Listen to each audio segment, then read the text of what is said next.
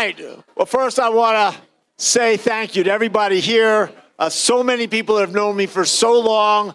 I mean, I have the largest family that I ever could have imagined in my life. And I want to thank each and every one of you. Thank you so much. And I know there's a lot of questions out there about, well, what about this Democrat feels this way, this Democrat's that way.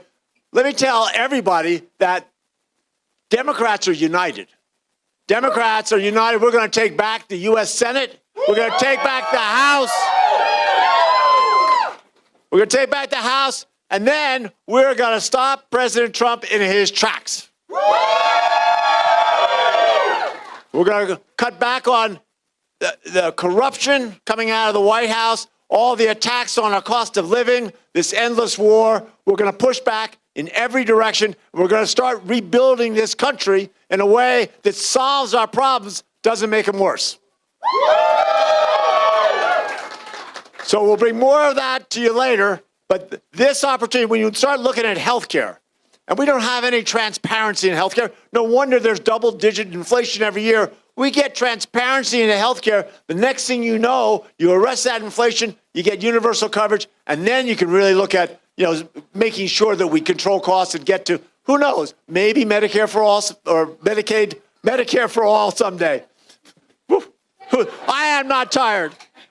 It's been a long couple of weeks. I look at all the opportunities to go and address climate change as a not just as a city or a state, but as a country, and recognize that the wildfires we're seeing, the incredible dry, hot weather, wildfires like we couldn't have imagined in June before, and now it's a common occurrence. We can address these things. We can take care of these things. So that's the kind of stuff we're going to look at these next 6 years. And I think we're going to find a strong bipartisan effort. I think there are a lot of Republican senators who are going to want to stop the corruption in Washington, push back against this cost of living emergency, and turn this country around as well. So that's my goal. I appreciate everybody working so hard to make sure that we can get this done, get it over the finish line. There, a couple of those polls made it look a little bit challenging there for a while, but I never lost faith in all of you. I knew that you guys would step up when we needed it.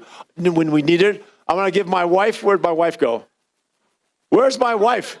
Up here, Robin.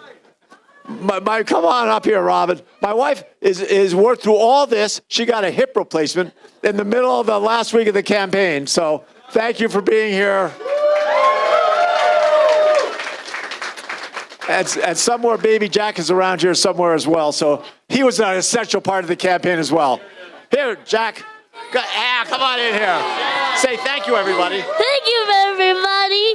Yeah. He says, what a great campaign. Make it campaign. All right. Thanks, Jack.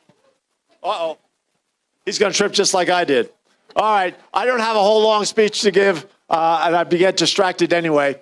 Thank you all. Thanks for being here. The best is yet to come. We're going to go out and start turning this country around and solving these problems and raising working people up so that for once in the last 20 years, the American dream is within everyone's reach.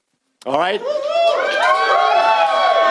We're going to make sure, and the safety net, I've never liked the net because it's too wiggly, but we're going to build a strong platform, and there's going to be no limit to what people could do in this country. So you're all going to help us make us get there. Thank you so much.